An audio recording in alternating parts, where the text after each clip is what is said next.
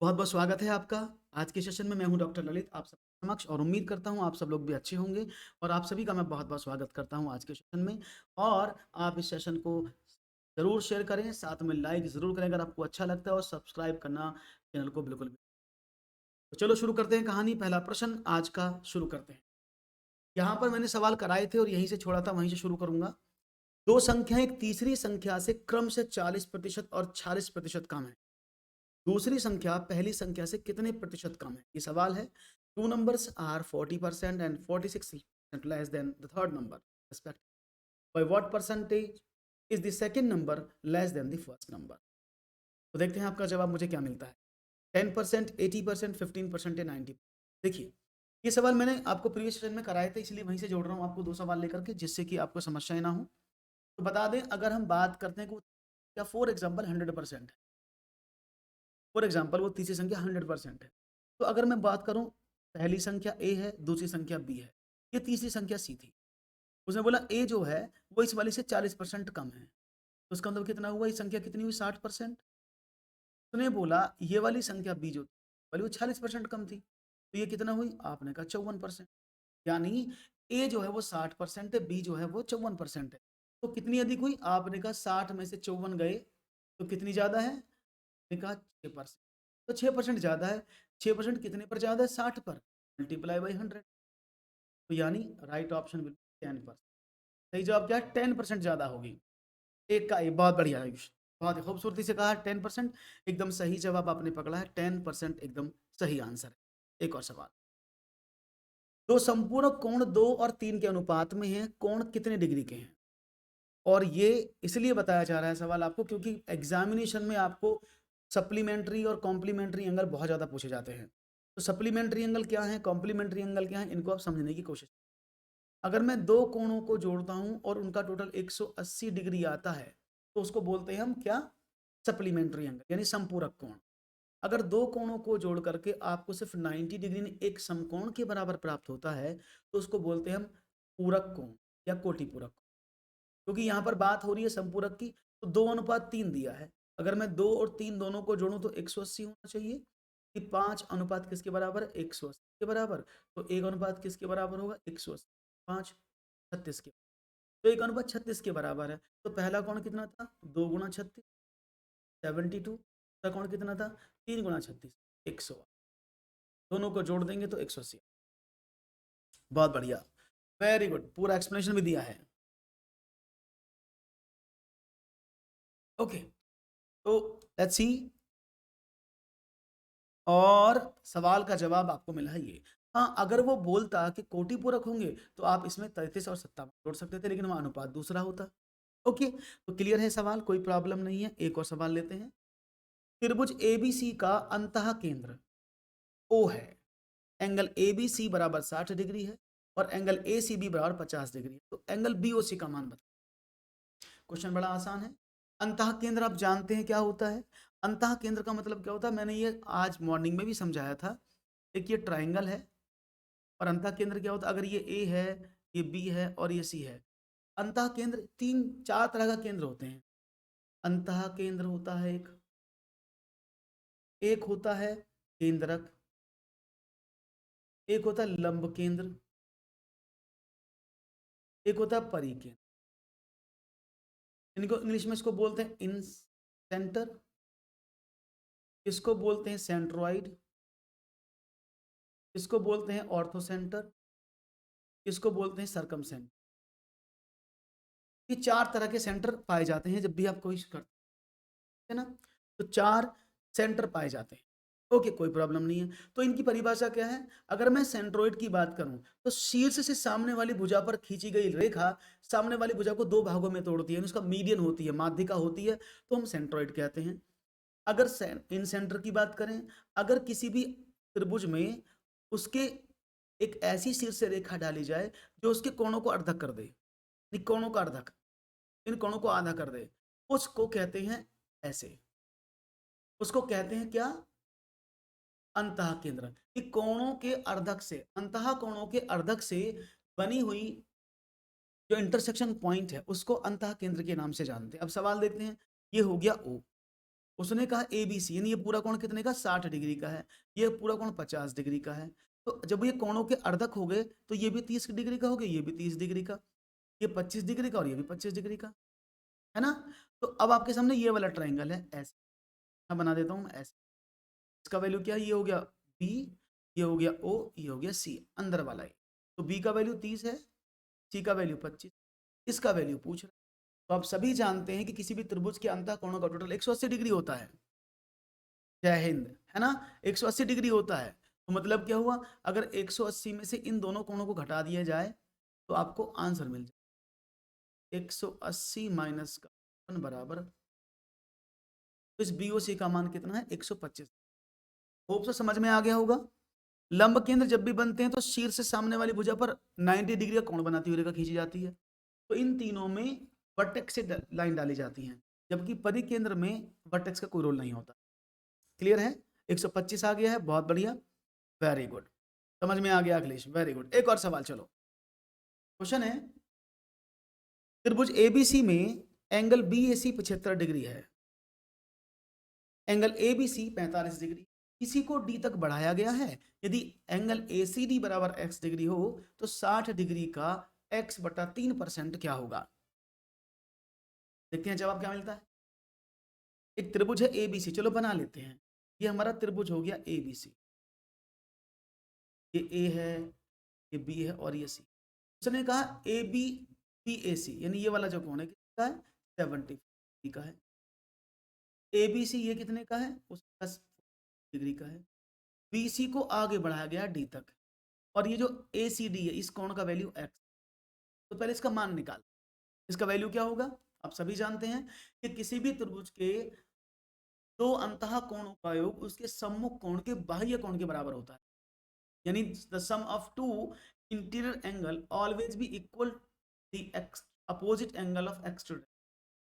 यानी इसका x का वैल्यू क्या है? इन दोनों का total 45 plus that is x। आप इसको ऐसे भी निकाल सकते थे कि यहाँ कितने का आ जाएगा? 60 डिग्री का, क्योंकि त्रिभुज का टोटल 180 होता है। 75 का ये, 45 का 120, तो 180 में से आप घटा देंगे तो ये कोण आपको 60 डिग्री का मिल जाएगा। जब ये कोण 60 डिग्री का मिल गया तो लीनियर पेयर की प्रॉपर्टी, सीधी रेखा पर बने कोण 180 डिग्री के होते हैं। ये 60 का है तो ये 120 डिग्री का हो जाएगा। तो आपको x का वैल्यू कितना मिल गया है? 120 डिग्री। उसने बोला 60 का x मतलब 120 बटा 3%, मतलब गुणा 1। 1 जीरो से 1 जीरो कट गया, 1 जीरो से 1 जीरो कट गया, और 3 तो नीचे और 12, 24 डिग्री एकदम सही। Option number 4 as the right answer, 24 degree एकदम सही जवाब होगा। सवालों को समझ लो, सही से समझ लो, ये बहुत हेल्पफुल हैं, आपको एग्जाम में आएंगे, और इस तरह के सवाल आपको आने भी चाहिए, क्योंकि ये सवालों में एग्जाम में बहुत ज़्यादा पूछे। एक और सवाल, एक वृत्त की जीवा की लंबाई वृत्त की त्रिज्या के बराबर है। इस जीवा द्वारा वृत्त के दीर्घ खंड में बनाया जाने वाला, सवाल बहुत सिंपल है। एक वृत्त की जीवा की लंबाई वृत्त की त्रिज्या के बराबर आपको दी हुई है। अब आपको आगे समझना कि इसका मीनिंग, ओके, देखते हैं जवाब क्या मिलेगा। एक वृत्त की त्रिज्या बता दिया गया है। अब देखो, अगर मैं इस वृत्त को डिजाइन करूं तो शायद आपको ये एक बार में समझ में आ जाएगा, फिर भी मैं आपको बता देता हूँ इस सवाल को कैसे करेंगे। आप लोग भी करिए और मैं इसको करके दिखा देता हूँ। आप भी अपनी कॉपी पेन लेकर बैठा करें, जिससे कि सवाल में कोई दिक्कत ना हो।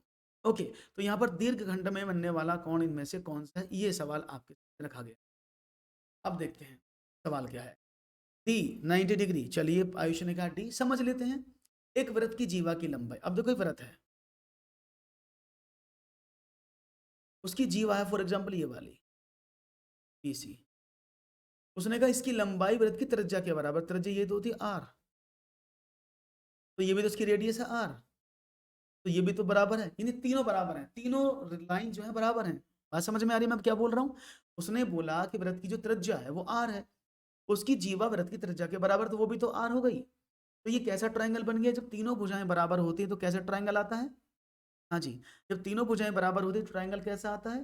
दैट इज समबाहु, इक्विलेटरल ट्राइंगल। और आप सभी जानते हैं समबाहु त्रिभुज का प्रत्येक कोण 60 डिग्री का होता है। तो ये भी 60 डिग्री, ये भी 60 डिग्री और ये भी 60, सब 60 डिग्री के।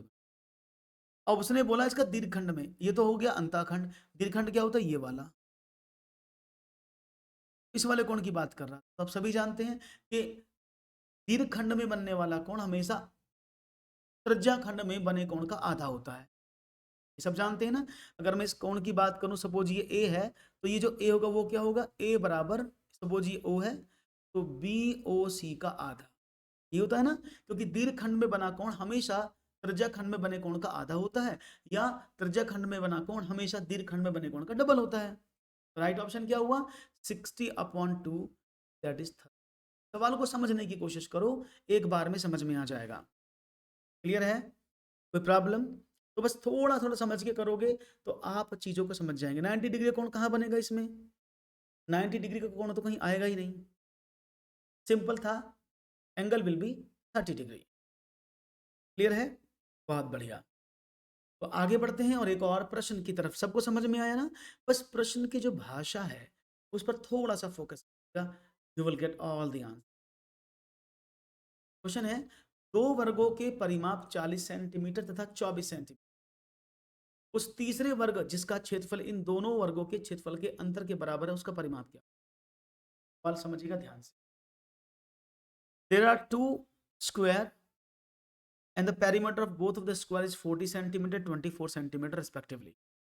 The third square whose area is equal to the difference of the areas of these two square, what is the perimeter of that particular? घुमा के पूछा गया है। दो वर्ग है, मैं बना देता हूं। सपोज करते हैं एक वर्ग ये रहा आपके सामने और एक वर्ग ये रहा। फॉर एग्जाम्पल इसका तो 24 सेंटीमीटर परिमाप है, इसका 40। आप सभी जानते हैं अगर मैं 24 सेंटीमीटर परिमाप की बात, परिमाप क्या होता है? 4a बराबर 24। पहले वाले का कितना आ जाएगा परिमाप? आपने कहा 24/4। तो इसकी एक भुजा 6 है, इसकी भुजा क्या आ जाएगी? 40/4 बराबर 10। इसकी एक भुजा 10 है। तो अगर मैं आपसे बात करूं, इसकी भुजा पहले वाले 6 है और इसकी कितनी है? इसकी 10 है, तो इसका एरिया कितना निकलेगा? आपने कहा 6 का स्क्वायर। इसका कितना निकलेगा? आपने कहा 10 का स्क्वायर। तो यानी एक वर्ग जो है उसका तो 100 है परिमाप क्षेत्रफल, दूसरे वाले का 36। उसने कहा जो तीसरा वर्ग आप बनाओगे उसका एरिया इन दोनों के बराबर, अंतर के बराबर। कितना हुआ? 64। ये 64 है, यानी जो इसका एरिया वो 64 है। अब जब एरिया 64 आया नए वाले का, तो क्या होता है क्षेत्रफल? ए स्क्वायर 64। ए बराबर कितना हुआ? 60 का वर्गमूल बराबर, यानी इसकी जो एक भुजा है नए वाले की 8 है। और परिमाप क्या होता है? परिमाप होता है 4a। 4 इंटू ए बराबर 4 गुणा, राइट ऑप्शन क्या? 32, यानी ऑप्शन नंबर बी।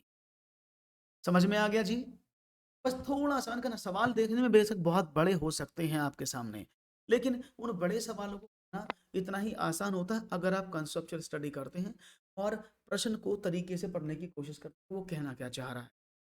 क्लियर है? बात समझ में? बहुत बढ़िया, खूबसूरत। एक और प्रश्न आपकी स्क्रीन पर रखा है साथ। ओके, और सेशन अगर आपको अच्छे प्रश्न लग रहे हैं तो लाइक शेयर जरूर करते हैं। एक आयताकार कारपेट का क्षेत्रफल 120 मीटर स्क्वायर है तथा इसका परिमाप 46 मीटर, उसके विकर्ण की लंबाई कितनी होगी? एक आयताकार कारपेट है, इसका क्षेत्रफल 120 मीटर स्क्वायर है और परिमाप जो वो 46, उसके विकर्ण की लंबाई कितनी होगी आपको बता। 23 metre, 13 metre, 17 metre. The area of a rectangular carpet is 120 metre and the perimeter is 40। बहुत ही आसान सवाल है, देखते हैं क्या कर सकते हैं। ये सपोज आपकी आयताकार कारपेट चटाई है, मैंने कहा इसका जो एरिया है, एरिया क्या होता है? आपने कहा अगर ये एल है ये बी है, यानी एल में बी की गुणा करोगे कितना? 100। वहीं परिमाप क्या होता है? आपने कहा 2 इंटू एल प्लस, परिमाप कितना हो जाएगा? 46। यानी एल प्लस बी कितना हो गया? आपने कहा 20।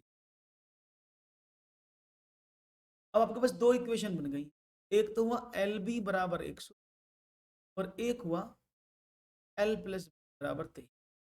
अब आपको क्या निकालना है? विकर्ण। अब वर्ग का विकर्ण क्या होता है? L square plus B square का वर्गमूल, यही तो होता है। अब दो तरीके हैं, या तो ऐसी दो संख्याएं ढूंढ लो जिनको मल्टीप्लाई करें तो 120 है और जोड़े तो 23 है। तो आपने कहा वैसे तो मैं निकाल सकता हूँ 15 + 8, 15 × 8 = 120, 15 × 8 = 23। तो ये भुजाएं आ जाएंगी। अदरवाइज आप कैसे करेंगे, आप एल प्लस बी का होल स्क्वायर कर दो, क्या आ जाएगा, L square plus B square plus 12। अब एल प्लस बी कितना, 23 का whole square, L square plus B square का आपको पता नहीं है, 2 इंटू एल बी कितना है, तो 23 का स्क्वायर कितना होता है। तो अगर मैं आपसे पूछूं 23 का स्क्वायर, ये तो मैंने आपको पढ़ाए हुए स्क्वायर साथ, तब गलत नहीं करनी चाहिए, 529 ना, तो 529 तो ये हो गया, तो इधर भेज दिया, 204 बराबर एल स्क्वायर प्लस बी, क्या हो जाएगा, 9, 12 में से 4 गए 8, 290 बराबर एल स्क्वायर प्लस बी। और क्या बताया था मैंने, क्या होता है इसका विकर्ण, इसका वर्ग।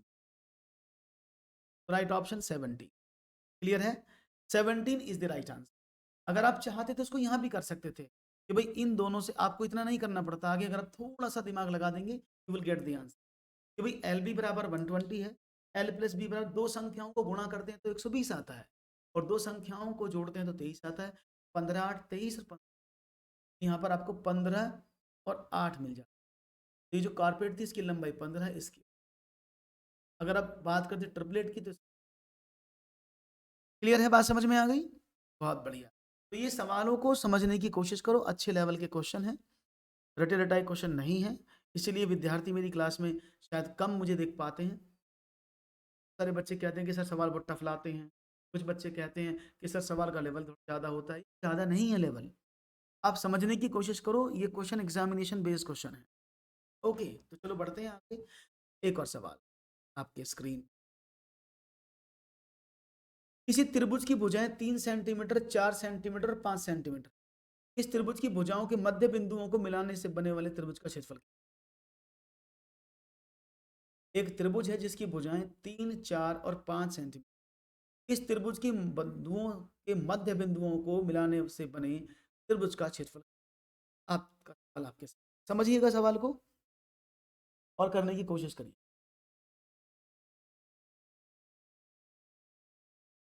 यस,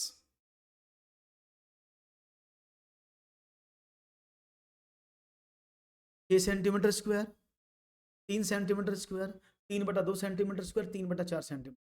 देखते हैं आपका जवाब कौन सा स्क्वायर बनता है, ये तो आप बताएंगे और हम सब सवाल क्या देते हैं। यार उम्मीद है कि आपका सवाल अच्छे से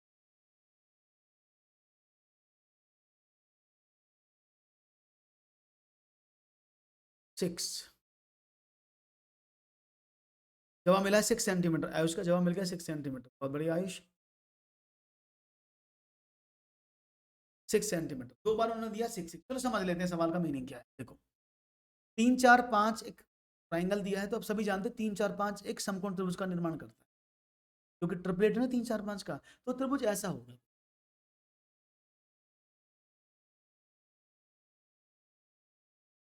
ऐसा बनेगा ना, ये 3 है, ये 4 है और ये 5। अब सवाल को ढंग से समझिएगा, उसने बोला इसके मध्य बिंदुओं से, तो इसका मध्य बिंदु ये है, इसका मध्य बिंदु ये है और इसका मध्य बिंदु ये है, इन सबको मिलाने से एक नए ट्रायंगल का बना। और आपको बता दें, अगर जब भी किसी त्रिभुज में आप उसकी माध्यिकाओं से, उसके मध्य बिंदुओं से किसी त्रिभुज का निर्माण करते हैं, तो वो सभी त्रिभुज इक्वल होते हैं। वो सभी त्रिभुज कैसे होते हैं, वो सभी त्रिभुज बराबर होते हैं। यानी इसमें पहले तो एक त्रिभुज था, तो अगर मैं बात करूं इसमें बना 1 2 3 और 4, इसमें 4 त्रिभुज, चारों के क्षेत्रफल बराबर हैं, याद रखना। जब भी मध्य बिंदुओं से त्रिभुज का निर्माण होता है तो जितने त्रिभुज बनते हैं वो सब इक्वल होते हैं। तो अगर मैं इस पूरे त्रिभुज का क्षेत्रफल निकालूं, वो क्या होता है, आपने कहा 1/2 इंटू बेस, बड़े वाले का, तो आपने कहा 1/2, बेस कितना है, हाइट कितनी, तो यानी इस त्रिभुज का क्षेत्रफल कितना आया, 6 सेंटीमीटर। ये इस पूरे बड़े ए बी सी का आया, इस बड़े वाले त्रिभुज का ए बी सी, तो इस बड़े त्रिभुज का क्षेत्रफल कितना है, आपने कहा 6 सेंटीमीटर। क्वेश्चन क्या था, इस त्रिभुज की भुजाओं के मध्य बिंदुओं को बनाने वाले त्रिभुज का, इस वाले जो ये व्हाइट वाला त्रिभुज बनना है, त्रिभुज पी आर, इसका बताना है आपको। आपको तो पता है कि इसमें 4 त्रिभुज बने और चारों का निर्माण बराबर था, चारों इक्वल थे, तो आपने क्या काम किया, इस त्रिभुज में 4 का डिवाइड कर दिया इसके एरिया में, तो आपको एक त्रिभुज 3/2 इज इट क्लियर? कोई मुश्किल, कोई प्रॉब्लम? आज सवाल जबरदस्त होते हैं, लेकिन उसका फायदा क्या है, बच्चे तो नहीं देखते इनको। ओके, आगे बढ़ें, एक और सवाल की बात करते हैं फिर आपसे। समझ में आ गया होगा आपको सवाल, वेरी गुड। एक और सवाल लेते हैं फिर, चलिए।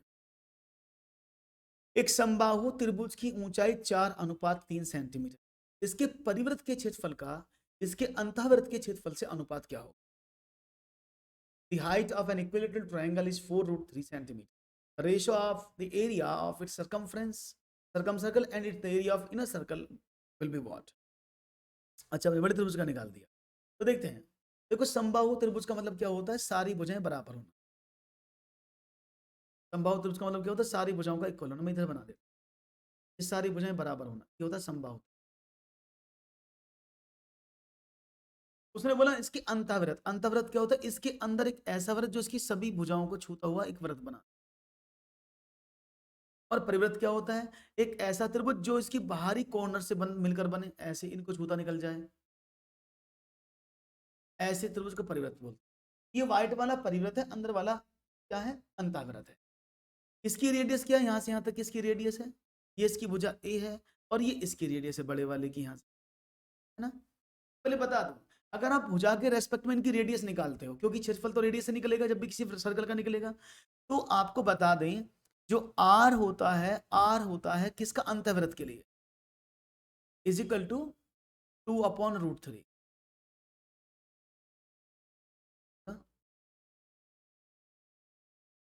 आर इज इक्वल टू क्या होता है, दैट इज a/2√3।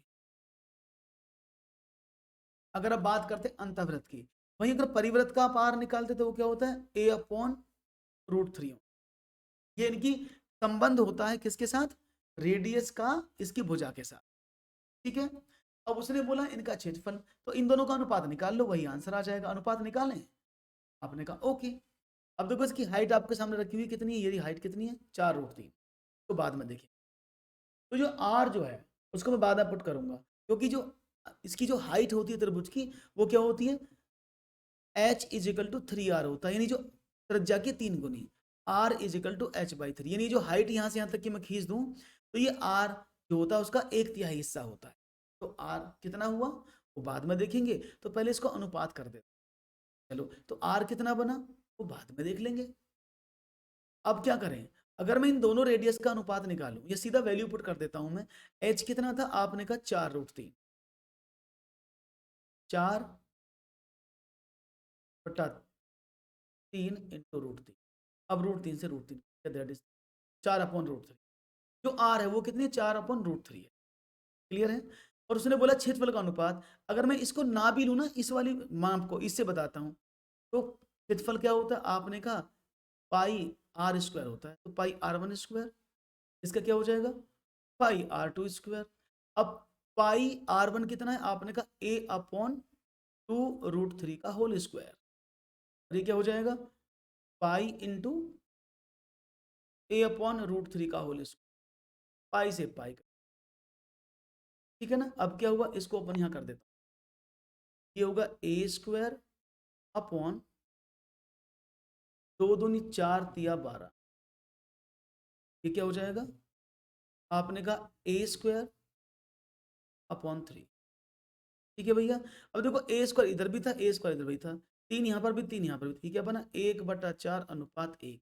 और जब इसका आप एलसीएम लेंगे तो क्या हो जाएगा, दैट इज 1 अनुपात। तो अगर वो पूछ रहा है अंतःवृत्त के साथ इसका परिवृत्त का क्या होगा, तो दैट इज क्षेत्रफल अंतःवृत्त के साथ क्या होगा, तो अंतःवृत्त ये है, याद रखना, ये अंतःवृत्त है, ये परिवृत्त है।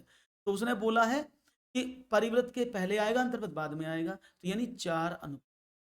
तो मैंने देखो ऊंचाई का प्रयोग ही नहीं किया, मैंने इस वाली टर्म का यूज ही नहीं किया, सिंपली मैंने फॉर्मूला पुट करके अपना आंसर निकाल लिया। बात समझ में आ रही है, फिर से बताऊं, देखो मैंने इस हाइट को यूज ही नहीं किया, क्योंकि मुझे पता है कि हाइट से मैं आर निकालूंगा, और आर का वैल्यू एक ही टर्म में मुझे पता है, तो आप सीधा निकाल सकते थे। बात समझ में आ रही है कि नहीं, या फिर से बताया जाए, एक बार फिर से देख लो, हो सकता है एक बार फिर से बताने से आपको ज़्यादा अच्छा समझ में आ जाए। इसको हटा देता हूँ और के बारे में फिर से बता, तो आप कहेंगे कि सर समझ नहीं आया सही से। देखो मैं इसमें हाइट का यूज नहीं कर रहा हूँ आपके सामने। ओके, इसको हटा देते हैं और इसको दोबारा समझते हैं। किसी भी समबाहु त्रिभुज की जो भुजा होती है वो क्या होती है, ये होती है रेडियस। अगर मैं इन दोनों रेडियस के बारे में आपसे बात करूं, अगर मुझे रेडियस पता लग चुकी है कि मेरी रेडियस ये है, तो इसका क्षेत्रफल क्या होगा, आपने कहा पाई आर स्क्वायर। इसका क्या हो जाएगा, पाई आर। अनुपात किसका पूछा, परिवृत्त का ये है, अंतवृत्त का ये है, तो पाई आर स्क्वायर अनुपात पाई आर स्क्वायर पूछा उसने, तो पाई से पाई काट दो। आर कितना है, आपने कहा ए अपॉन टू रूट का होल स्क्वायर अनुपात ये कितना हो जाएगा, ए अपॉन टू रूट थ्री का। बहुत सिंपल था, क्लियर है। अब क्या करें, अनुपात ये क्या हो जाएगा, ये हुआ ए स्क्वायर अपॉन थ्री, और ये क्या हुआ ए स्क्वायर अपॉन दो दूनी चार तिया 12। अब इसको चाहे तो ऐसे काट लो, तीन चौके 12, ए स्क्वायर से ए स्क्वायर कट गया, तो क्या बना, ये बना 1:1। इसको सॉल्व करेंगे तो क्या आएगा, 4:। यही आंसर। देखो इसका हम यूज भी नहीं किया, अगर यूज करते तो और टफ सवाल हो जाता मनोहर। अगर इसको हम और इसको ऊंचाई से निकालते तो हम ऐसे करते कि h is equal to 3r होता है, या आप कहते r is equal to h upon, तो हम यहाँ से r निकाल लेते हैं। इसकी r कितनी आती, आपने कहा सर r आती है इसकी कितनी, 4√3/√3, यानी 4/√3, तो ये इसकी r आती, तब आप r निकाल के करते क्वेश्चन को। तो मैं क्यों अपना टाइम वेस्ट करूँ, जब भी मुझे ये फार्मूले लगाने हैं तो मैं सीधा सीधा कर दूं। क्लियर है, अब समझ में आ गया होगा। वेरी गुड, एक और सवाल। एक घनाभ का आयतन एक घन के आयतन का 2 गुना है। यदि घनाभ की विमाएं 9 सेंटीमीटर, 8 सेंटीमीटर और 6 सेंटीमीटर है, तो घन का संपूर्ण प्रस्थ, the volume of a cuboid is twice the volume of a cube। एक जो क्यूबॉइड है का जो वॉल्यूम है वो क्यूब का डबल है। If the dimension of a cuboid are 9 centimetre, 8 centimetre and 6 centimetre, then the total surface area of cube is what. ये आपको बताना, तो भी समझ लेते हैं। उसने बोला एक घनाभ का आयतन, ये घनाभ कैसा होता है, ऐसी आकृति होती है ना, ऐसी वाली, सब जानते हैं घनाभ के, ये ऐसी आकृति ये घनाभ, उस घनाभ की उम्र की है 9 है, 8 है और 6। उसने बोला इस घनाभ का आयतन एक घन के आयतन का दुगुना है, तो मैं इसका आयतन निकालूं, क्या हो जाएगा एल डी एच, तो इसका वैल्यू कितना बना 9 मल्टीप्लाई बाई 8 मल्टीप्लाई बाई कितना हुआ 8 48 9 72 और 6 दूनी 12 6 7 432, ये 432 सेंटीमीटर क्यूब है। Is it clear. तो जो इसका आयतन निकला वो कितना निकला 432, 6 दूनी 12। अभी देखेंगे, इज इट क्लियर। उसने बोला ये जो घन की बात हम कर रहे थे, इस घन के साथ रिलेशन क्या है इसका, इस घन का जो वॉल्यूम है वो कितना है, वो इसका आधा है ना। उसने कि भाई आयतन एक घन के आयतन का दुगुना है, तो ये तो आधा हो गया ना, तो इसका वॉल्यूम कितना निकलेगा, आपने कहा 432 126, तो इसका जो वॉल्यूम वो कितना है, आपने कहा 126, तो दो दूनी 4 216, 216, तो ये कितना है 216, तो इसका वॉल्यूम कितना है, तो उसने बोला 216, इसका क्या निकला है अभी, दैट इज वॉल्यूम, और ए क्यूब होता है वॉल्यूम, तो इसकी भुजा कितनी हो जाएगी, आपने कहा 216 का क्यूब रूट निकालें तो इसकी एक भुजा 6 है। अब इसकी एक भुजा 6 है तो संपूर्ण पृष्ठ क्या होता है, किसी भी क्यूब का टोटल सरफेस एरिया क्या होता है, आपने कहा 6a² होता है जी, 6a²। अब 6 गुणा a² मीन 6 बराबर 2, राइट ऑप्शन है ऑप्शन नंबर। क्लियर हो गया, समझ में आ गया, कोई प्रॉब्लम तो नहीं है। बस आप सवाल को समझो वो क्या कह रहा है, जैसे जैसे वो कह रहा है ना, अगर आप ऐसे ऐसे करते जाएंगे तो आपके सवाल कभी नहीं बगलेंगे, वो इजीली हैंडल हो जाएंगे। लाइक ज़रूर करते रहो, आज सवाल बहुत ही बेहतरीन तरीके से आप लोग कर रहे हैं, और काफ़ी अच्छे सवालों को मैं कोशिश भी कर रहा हूँ आपको कराने की, जिससे कि आपके सभी सवाल बेहतरीन तरीके से आप सबको समझ में। एक और प्रश्न, यदि 547.527 बटे 0.00H2 का मान x के बराबर है, तो 5,47,527 बटे 82 का मान इनमें से ये जवाब क्या मिलता है?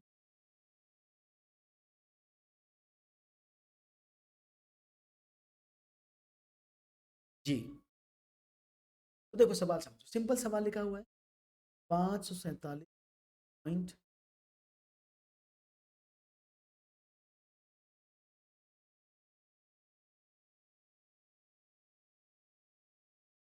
52 अपॉन 0.0082, ये x के बराबर। अच्छा, अगर इसमें दशमलव में हटाऊं तो मुझे कितनी गुणा करनी पड़ेगी? ऊपर नीचे हजार हजार की ना, नीचे अगर 82 लाना है तो इसमें 10,000 की गुणा करनी पड़ेगी ना। आपने कहा कर दो। तो 547.527 0.0082 में अगर मैं हजार की गुणा ऊपर नीचे कर दूं तो दशमलव हट जाएगा।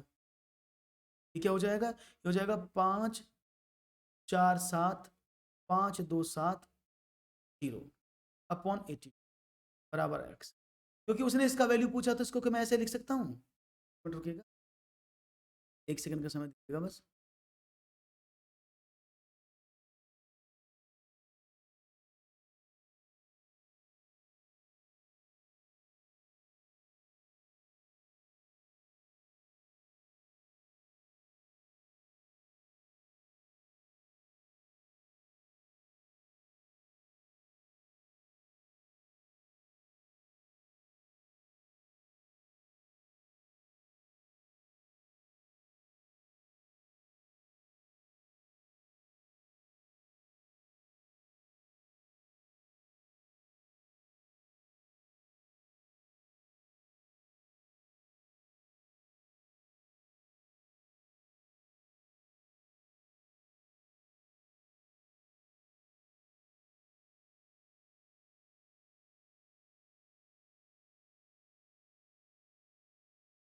बात समझ में आ रही है आप लोगों को? तो अब क्या करें? क्योंकि यहाँ तो उसने इसका वैल्यू पूछा है, तो क्या मैं इसको ऐसे लिख सकता हूँ? 547.527 गुणा 10 बटा 82 बराबर x। इस 10 को उधर भेज दूं तो क्या बनेगा? ये बनेगा 547.527 बटा 80 इजिकल टू x अपॉन, यही आंसर। क्लियर है? बात समझ में आ गई? कोई प्रॉब्लम तो नहीं किसी को? यस के नो? हाँ जी, बात समझ में आ गई? क्लियर है? Any issue, any problem? Yes के नो? No problem. बहुत बढ़िया, जवाब एकदम बढ़िया मिला। x/10 आपने दिया है और मुझे लग रहा है काफ़ी अच्छा आंसर है ये, इसमें गलती आपने नहीं की है और समझ में भी आया। बहुत ही ईजी था क्योंकि आपको ये वाला वैल्यू चाहिए तो मैंने वही वाला वैल्यू निकाल लिया। इसमें 10 एक्स्ट्रा था, उसको इधर भेज दिया तो इसका वैल्यू x/10। एक और प्रश्न आपके स्क्रीन पर, आंकड़े हैं 25, 16, 23, 40, 27, 25, 23, 42 का परिसर क्या है, कि रेंज क्या है? और ऐसे सवाल बहुत ज़्यादा एग्जाम में पूछे जाते हैं कि वो आपको डेटा दे देगा, उस डेटा के अकॉर्डिंग आपको बताना है कि इसका माध्य क्या है, मीन क्या है, मोड क्या है, और उन सबको करने के साथ उसका माध्य मीन मोड के साथ साथ देखा जाए तो इनका वैल्यू क्या। Okay, the range of the data 25, 60, 23, 40, 27, 25, 23 is what. तो पहले रेंज समझो, रेंज होता क्या? ये स्टैट का टॉपिक है, क्योंकि आपको स्टैट्स से भी सवाल पूछे जाते हैं, क्योंकि स्टैटिस्टिक जो है काफ़ी इंपॉर्टेंट है, मीन मोड मीडियन परिसर आपको पूछे जाते हैं। तो पहले देखो, अगर हम परिसर की बात करते हैं, इसको इंग्लिश में बोलते हैं रेंज। रेंज क्या होती है? रेंज होती है हमेशा, बहुत सिंपल है ये, highest value minus lowest value. Highest में से आप लोवेस्ट वैल्यू को कम कर देते हो, आपको रेंज मिल जाती है। जैसे यहाँ पर देखें, हाईएस्ट वैल्यू क्या है? हाईएस्ट वैल्यू इसमें क्या है? आपने कहा 42, और लोवेस्ट वैल्यू क्या है? आपने कहा 16। कितना है? 26। इसमें है नहीं 26। Okay, option number E, it's 20। Is it clear? बात समझ में आ गई? कोई प्रॉब्लम तो नहीं है? मुझे तो लगता नहीं कोई प्रॉब्लम होगी। यस कि नो? क्लियर था, आसान है, कोई समस्या नहीं होनी चाहिए सवाल में, और आपने इसको अच्छे से किया भी। Very good. आगे बढ़ते हैं और देखते हैं एक और सवाल। समझ में आ रेंज कैसे निकालते हैं? अभी समझ में आ रेंज कैसे निकालते हैं? मेरे हिसाब से आपको समझ में आ गया होगा कि रेंज कैसे निकाली जाए। बहुत बढ़िया, ऐसे ही आप रेंज निकालते रहें और हम आगे बढ़ते हैं। अब यहाँ पर कई बार सवाल आपसे ऐसे पूछ लिया जाता है कि इसका माध्य मीन मोड क्या होगा, ऐसे का क्वेश्चन भी आपसे कई बार कर लिए जाते हैं, तो वो मैं आपको आगे बता। क्लियर है? बहुत बढ़िया, 26 is the right answer. That is the right answer. Okay, ये मैंने अभी चेंज किया है, तो 26 इसका सही जवाब है। एक और सवाल, बहुत ही खूबसूरत सवाल है, इसका चाहूंगा जवाब मिले और अच्छे से मिले। यदि √3 - 1 अपॉन √3 + 1, ये सिर्फ √3 पर ही है, इस पर नहीं है। √3 - 1 upon √3 + 1 is equal to a + b √3 है, तो a और b का मान इनमें से कौन सा, ये आपको बता। मैं चाहूंगा जवाब थोड़ा सा सोच समझ कर दें आप, और ये आसानी से हो जाएगा, इतना भी मुझे पता है। तो let's see what will be the right answer. बहुत सिंपल सवाल है, अगर आप थोड़ा सा दिमाग लगाइए, 4 3,5 है, तो अगर थोड़ा सा आप विश्वास जताएंगे सवाल आसानी से हो जाए। अब देखो, आप सभी जानते हैं, अगर मैं इस क्वेश्चन को सॉल्व करूं, इस वाले इधर वाले, तो अब शायद सबको पता होगा कि हम जब भी इसको सॉल्व करते हैं तो हमारा जो डी आर है उसमें रूट नहीं होना चाहिए।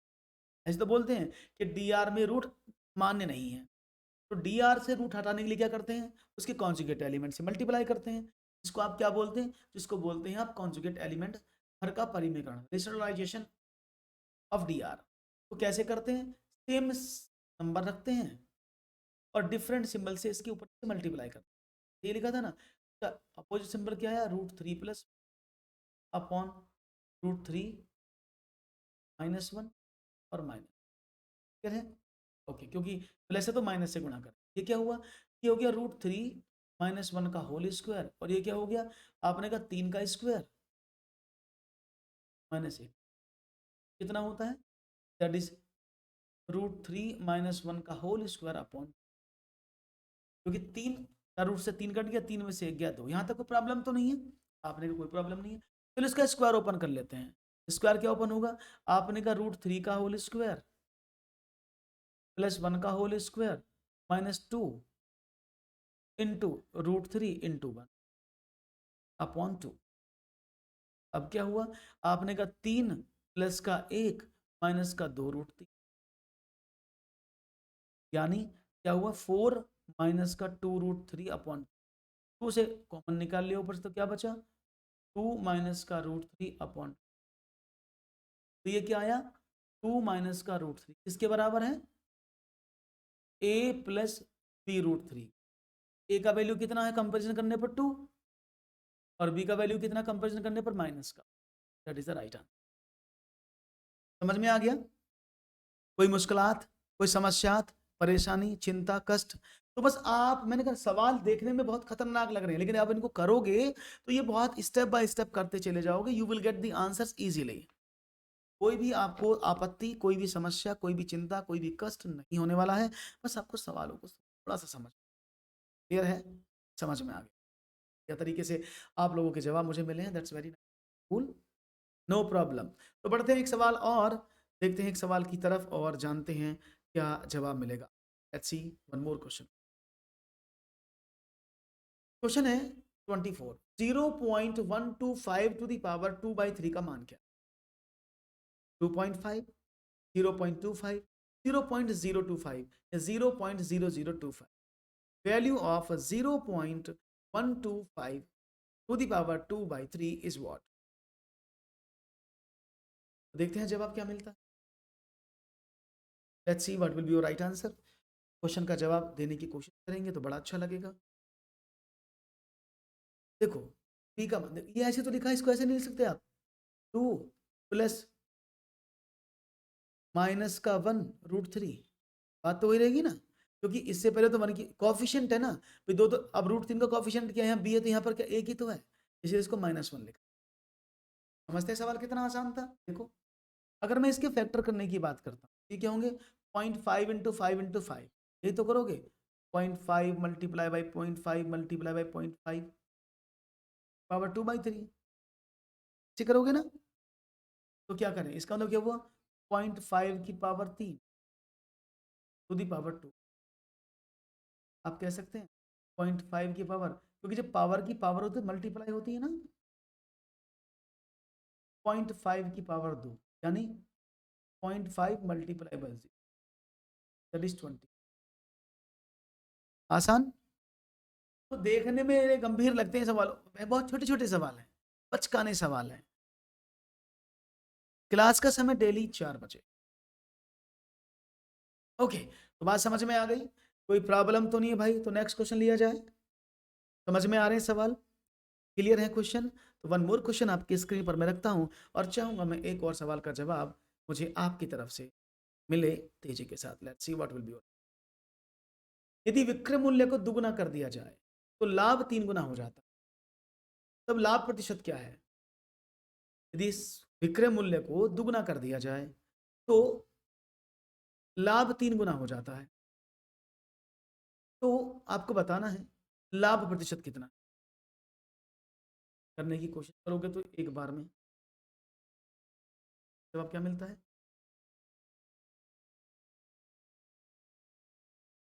जी, फिर उसको बेसिक से भी बताता हूँ और पहले मैं बेसिक से बताता हूँ, फिर उसको आपको शॉर्ट से भी। अगर हमने माना हमें ना तो विक्रय मूल्य पता है और ना हमें क्रय मूल्य पता है, दोनों में से कुछ भी चीज़ नहीं पता है। हाँ जी, सबके लिए है, हमें कुछ भी नहीं पता है। तो मैंने माना कि वस्तु का जो कॉस्ट प्राइस था, जीपी जो वो एक्स है और जो एसपी है वो वाई है। फॉर एग्जाम्पल उसने कहा अगर तो पहले पहले कितना लाभ हो रहा होगा? आपने कहा विक्रय मूल्य माइनस क्रय मूल्य, तो जो पहले लाभ था वो ये था। अब क्या हुआ आगे? उसने बोला अगर आप जो वस्तु का विक्रय मूल्य है उसको दुगुना कर दें तो जो लाभ होगा वो 3 गुना हो जाए। यानी विक्रय मूल्य था पहले वाई, अगर इसको 2 वाई कर दें तो 2 वाई में से अगर मैं एक्स घटाऊं जो लाभ आया वाई माइनस एक्स, वो कितना हो जाएगा? वो आपने कहा सर वो 3 गुना हो जाए। बस हो गया सवाल। क्या करें? डी वाई माइनस का x equal to 2 y. Problem तो नहीं यहाँ पर, जिसको प्रॉब्लम हो तो तब क्या हुआ? ओके, इसको उधर ले आए तो कितना हो जाएगा? वाई इज इक्वल टू जो वाई है वो 2x है, 2 गुना है। आप कह सकते हैं कि अगर y is equal to 2x आपके सामने, तो लाभ कितना होगा? आपने कहा सर y माइनस का x लाभ कितने पर? कॉस्ट प्राइस क्या था? x into 100।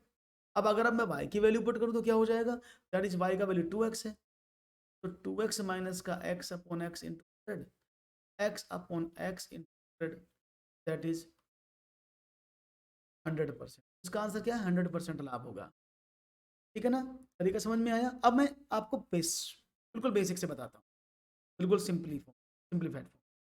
ओके, ये तो बिल्कुल बेसिक था कि जब बचपन से करते हैं कि ऐसे हम करते हैं। अगर मैं इसको शॉर्ट से समझे तो क्या करेंगे? देखो दबते हैं। हमने माना कि इस इनिशियल कॉस्ट प्राइस 100% था, ठीक है ना? इनिशियल जो 100% था कॉस्ट प्राइस, उसने बोला यदि विक्रय मूल्य को डबल कर दिया जाए, अगर विक्रय मूल्य को, तो उस पर भाई अगर हम बात करें कॉस्ट प्राइस ये है तो 100 प्लस एक्स का इस पर लाभ हो गया, तो हमने माना एक्स रुपीज का लाभ था, है ना? तो अगर एक्स रुपीज का लाभ था, उसने क्या बोला? यदि लाभ को 3 गुना कर हो जाता है जब अगर विक्रय मूल्य को आप डबल कर देते हैं, तो अगर 100 प्लस एक्स को आप डबल कर देते हैं तो जो इसका लाभ था वो कितना हो जाता? वो 3 गुना हो जाता। बात समझ में आ गई? तो प्रॉब्लम नहीं होनी चाहिए प्रॉब्लम।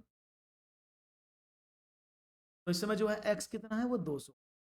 पहले लाभ कितना था? 100 था, आधे 100%। सिंपल भी कर सकते हैं, 300 में से 200 घटा देंगे, यू विल गेट दिया। तो लाभ जो था वो 3 गुना हो गया। क्लियर है? तो आप शॉर्ट में भी कर सकते हैं, ऐसा नहीं कि आप बहुत लॉन्ग से करेंगे। You can do this question by short method. एक और बहुत ही सिंपल और बचकाना सवाल पूछ रहा हूं। 2/3 और 3/4 का एलसीएम बता दो। 2/3 और 3/4 का एलसीएम, बहुत ही बचकाना सवाल, चाहूंगा जवाब मिले। 2/3 और 3/4 का एलसीएम, इससे आसान सवाल नहीं हो सकता, इसको गलत नहीं करना। और आप सब सभी जानते हैं कि 2/3 और 3/4 का अगर मैं एलसीएम निकालता हूं तो एलसीएम क्या कहता है? कि भिन्नों का एलसीएम क्या कहता है? अंश जो होते हैं उनका एलसीएम और जो हर होते हैं उनका एलसीएम। ऐसे करते हो ना? तो अंश का एलसीएम, तो अंश क्या है यहाँ पर? 2 और 3 का तो आपको निकालना है, और 3 और 4 का निकालना है सवाल। तो 2 और 3 का एलसीएम 6 और 3 और 4 का एचसीएफ 1। ये तो बचकाना सवाल, तो बच्चे कर, आप भी कर सकते।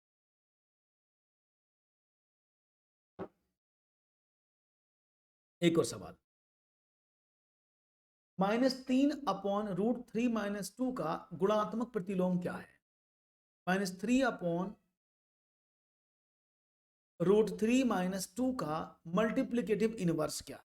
बहुत ही सिंपल सवाल है और मैं चाहूंगा इसका जवाब मुझे मिले और आनंद के साथ आप आंसर देंगे तो बड़ा अच्छा लगेगा। बाकी तो आप पर डिपेंड, आप क्या आंसर देना चाहेंगे। ओके,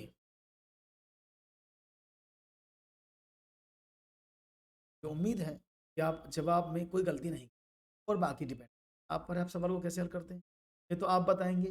बाकी सवाल आपके सामने क्या है, बस आपको जवाब देना, छोटा सा आंसर, छोटा सा सवाल है, आप आसानी से, विश्वास है। तो देखते हैं आपका जवाब हमें क्या मिलता है। सी,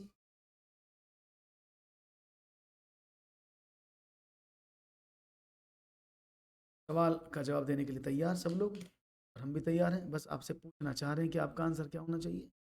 तो देखते हैं जवाब भाई आपका मिल रहा है हमें क्या, और ये तो आप बताएंगे सब। चलो देखते हैं जवाब में क्या मिलता है। और यहाँ पर जवाब थोड़ा सा देखो, पहले समझ लो ये गुणात्मक प्रतिलोम क्या होता है, ये मल्टीप्लिकेटिव इनवर्स क्या होता है, समझना इस ध्यान से।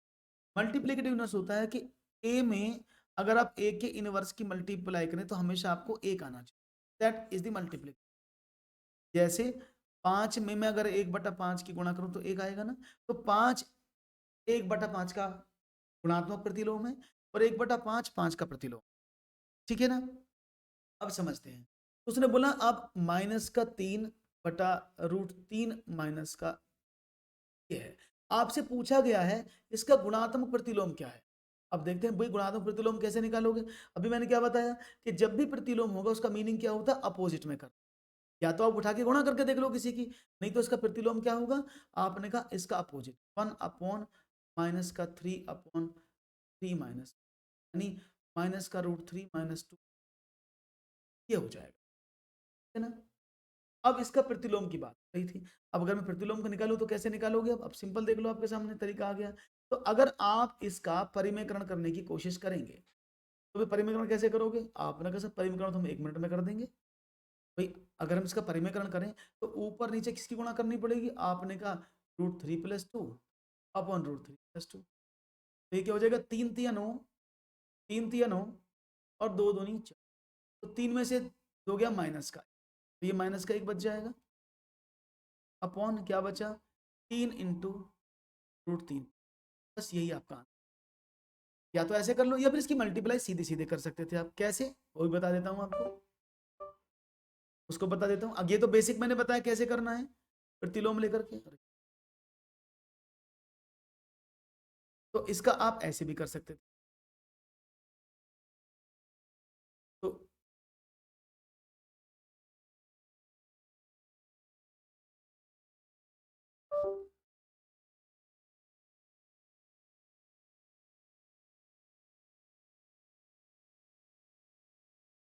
1 मिनट रुकिएगा।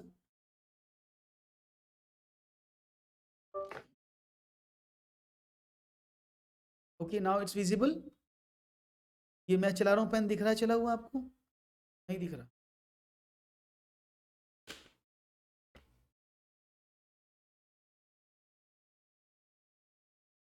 नो,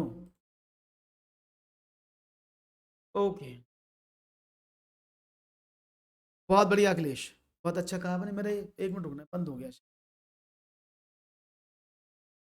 मेरी आवाज आ रही है आप लोगों को, 1 मिनट रुकिएगा, मेरी वॉइस आ रही है, आवाज आ रहा है, आवाज तो आ रही है आप लोगों को।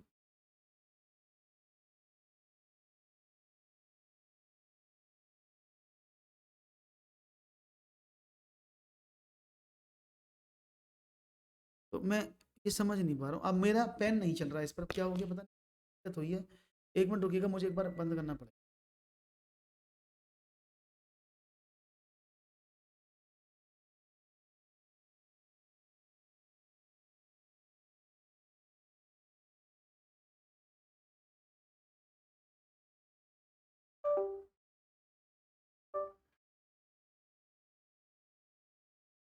ओ माय गॉड, क्या हो रहा है।